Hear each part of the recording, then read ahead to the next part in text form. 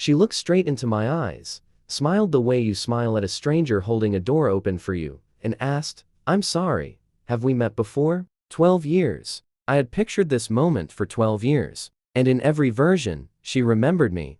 My name is Daniel Hayes. And I'm about to tell you the story of the worst, strangest, and most unforgettable week of my life. Stay with me, because by the end, you're going to ask yourself the same question I didn't stop asking that night in the rain.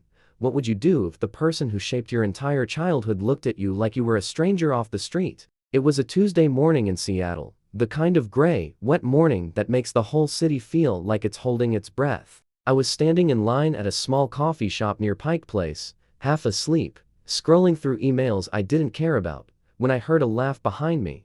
I knew that laugh. I would have known it anywhere, in any country, after any number of years. It was the same laugh that used to echo through my grandmother's backyard when we were 10 years old, chasing fireflies until our mothers called us in for dinner. I turned around. It was her, Olivia Bennett. Older now, her hair shorter, a navy coat buttoned to her chin, a phone pressed to her ear, as she laughed at something the person on the other end said. My chest tightened so fast I forgot how to breathe.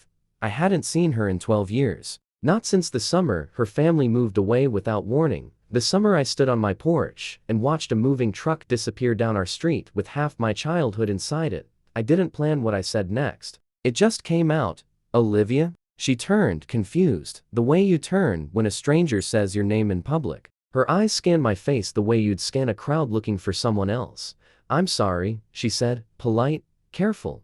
"Do I know you?" 4 words. 4 words that hit me harder than anything anyone had said to me in years. I forced a smile. Daniel Hayes. We grew up together. Maple Street. Nothing. Not a flicker, not a hint of recognition. Just a kind, blank, apologetic smile. The smile you give someone you genuinely don't remember. "I'm sorry," she said again. "I think you might have me confused with someone else." And then her phone rang again. She said a quick goodbye. And she was gone, out the door, into the gray morning. Like she had never been the center of my entire childhood at all. I stood there holding my coffee, completely frozen, while behind me the barista called out, "Next, please." Something was wrong. Deeply, terribly wrong. And I wasn't going to let it go, to understand why. That moment broke something inside me. You need to understand who Olivia Bennett used to be in my life. We met when we were 7 years old. The summer, her family moved into the house at the end of Maple Street. I remember the exact day. I was building a fort out of cardboard boxes in my driveway, and she walked over uninvited, sat down right in the middle of my unfinished fort, and said, "This needs a flag."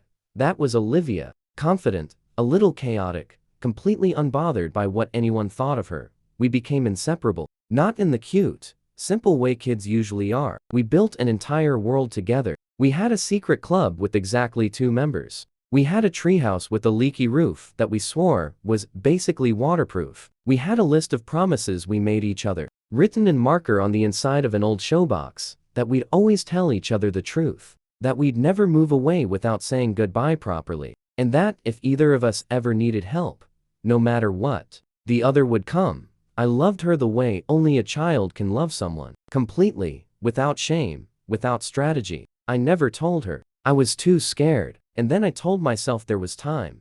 There wasn't. The summer we turned 13, her father got a new job. They left in less than 2 weeks. I came home from a weekend trip to my grandparents' house to find a moving truck already halfway loaded. I ran. I remember running so hard my lungs burned. Just to say goodbye. She was standing on the porch, crying, and when she saw me, she ran to me and grabbed both my hands. "Promise me we'll find each other again," she said. "Promise me, Daniel." "I promise," I said, and then she was gone. No phone number that worked. No address that stayed the same. Just silence that stretched out for 12 years. I never forgot her. I built half my personality around the version of her I remembered. And now, after all this time, she was standing 2 feet away from me in a coffee shop, looking at me like I was a man asking for directions. I wasn't going to let that be the end of the story.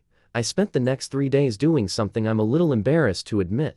I tracked her down. It wasn't hard. A short search through old neighborhood social media groups led me to a woman named Claire, Olivia's childhood best friend from elementary school, who still lived 2 streets from Maple Street. Claire remembered me immediately. "Daniel Hayes? Oh, my God, Of course, I remember you. You and Olivia were the two peas in a pod everyone talked about.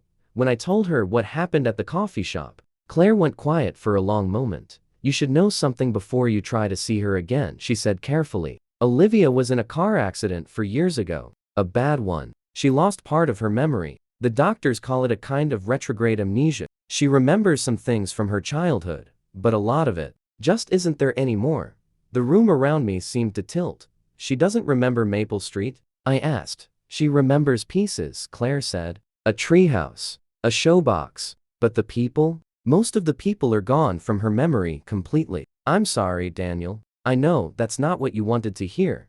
I sat there holding the phone long after the call ended, staring at nothing, trying to process the fact that the person who had once memorized every detail of my childhood face couldn't remember my name. But here's the part nobody tells you about love, like that the kind that built you as a person. It doesn't just disappear because the other person forgot. If anything, it gets louder. I decided I wasn't going to walk away, so I did something that, looking back, was either incredibly brave or incredibly foolish. I found out where she worked, a small architecture firm downtown, and I waited outside, just to see her again. Not to ambush her, just to be near the proof that she was real, that this wasn't some strange dream, built out of grief and nostalgia. She walked out at 5:40 in the evening, scarf wrapped around her neck, laughing at something a coworker said. And for a second, just a second, she glanced toward me, expected nothing. I expected the same polite, blank stranger smile. Instead, her face changed. Just slightly. A flicker, like a word on the tip of her tongue that she couldn't quite remember. You, she said slowly. You were at the coffee shop. I was, I said. She studied me for a long moment, the wind pulling strands of hair across her face. Why do I feel like I know you? My heart nearly stopped. Because you do, said quietly. You just don't remember how. We sat in a small park near her office, the streetlights just starting to flicker on, and I told her everything. The fort, the flag, the treehouse with the leaky roof, the secret club with 2 members, the promise written in marker. She listened with the careful, almost painful concentration of someone trying to recover something precious from the bottom of a deep, dark lake. A showbox, she whispered suddenly. I have a showbox. I never knew why I kept it. It just felt important. My pulse spiked. Do you still have it? She nodded slowly. It's at my apartment. I've never thrown it away. Something always stopped me. 2 days later, she invited me over. Not as a stranger this time, as something closer to a question she was trying to answer. She pulled an old, battered showbox from the back of her closet and set it on the coffee table between us like it was something fragile and sacred. Inside were small, mismatched treasures. A smooth gray rock we'd called our lucky stone. A faded photo of 2 kids missing their front teeth, grinning beside a half-built cardboard fort. And the lid itself, where 2 names were written in marker, slightly smudged, but still legible. Daniel and Olivia, best friends forever. No matter what. She stared at it for a long time, her fingers tracing the letters. I used to ask my mother who Daniel was, she said quietly. After the accident, I'd find this box and ask her, and she'd just say, someone from when you were little. I always felt like there was a hole where an answer should be. I'm the hole, I said, trying to smile through the lump in my throat. She almost laughed, then her eyes filled with tears instead. I'm so sorry, I don't remember you the way you remember me. You don't have to apologize for something that wasn't your fault, I said. I needed you to know that you mattered, that you still matter. Even if the memories are gone, what they built didn't disappear. It became part of who I am. Maybe it's still part of who you are too, even if you can't see it. She reached into the box and pulled out the photo, studying the 2 grinning kids in it. Tell me everything, she said. All of it. Every memory you have. I want them back, even if I have to borrow them from you first.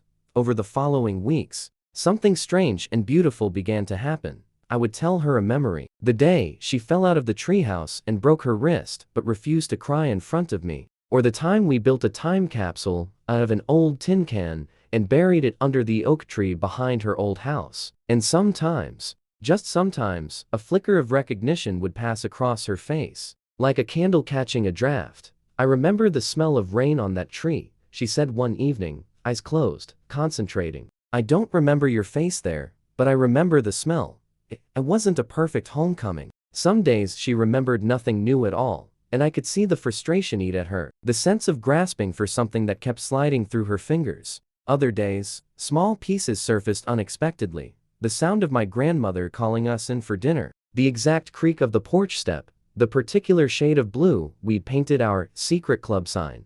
One evening, we went back to Maple Street together. The oak tree was still there. So was the porch, though the house had new owners and a different colored door. We dug, half joking, half serious, in the spot where the time capsule should have been, and to both our shock, we found it. Rusted, dented, but intact. Inside was a folded piece of paper, the ink faded but readable. A list, in two different handwritings, hers neat and careful, mine messy and slanted. Things we promised to always remember.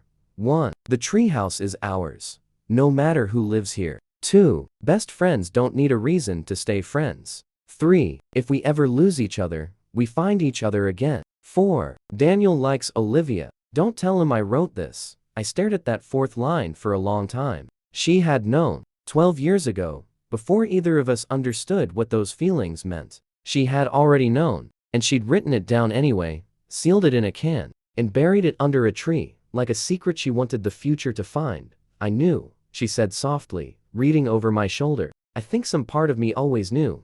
Even after the accident took the rest, the rain had started again, just like the day we said goodbye 12 years earlier. But this time, neither of us ran from it. I won't pretend the story ends with every memory magically restored. Memory doesn't work that way. And honestly, I've made peace with that. Olivia still doesn't remember most of our childhood the way I do. Some doors in her mind stayed closed, maybe forever. But here's what I learned, and what I want you to take from this, if nothing else. Love built in childhood doesn't need to be remembered perfectly to be real. It shaped both of us, whether she could recall the details or not. The version of her I carried with me for 12 years helped make me who I am. And the small fragments she recovered, the smell of rain, the creak of a porch step, a line scrawled in marker on the inside of a showbox lid were enough to build something new between us. We didn't pick up exactly where we left off. We started over, carefully, honestly, the way two adults do instead of two children. But this time, we made a new promise, one we wrote down together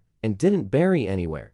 We promised that even if either of us ever forgot something important again, we would choose, every single day, to remember the choice to stay. Last month, I asked her to marry me, under the same oak tree where we'd buried that time capsule 12 years before. She said yes before I even finished the sentence, tears streaming down her face, and for one perfect, impossible moment, I saw something in her eyes I hadn't seen since we were 13 years old on that porch. Recognition. Not of a memory this time, of a feeling that had never actually left, even when everything else did. So if you've ever lost someone, to distance, to time, to circumstances completely out of your control, I want you to ask yourself the question that changed my life that rainy Tuesday morning. If you found them again, and they didn't remember you, would you walk away, or would you stay, and help them remember why you were always worth finding? I chose to stay, and it gave me back everything I thought I'd lost. And then some. If this story touched something in you, do me a favor and let me know in the comments. Would you have told her who you were? Or would you have walked away and let the memory stay buried? I'd love to hear your answer. And if you believe in stories like this one, do me one more favor. Like this video, subscribe for more stories just like it, and share it with someone who still believes that some connections are worth finding twice. If this story touched your heart, please consider liking this video, subscribing to the channel, and sharing it with someone who needs a little hope today. Thank you for watching until the very end.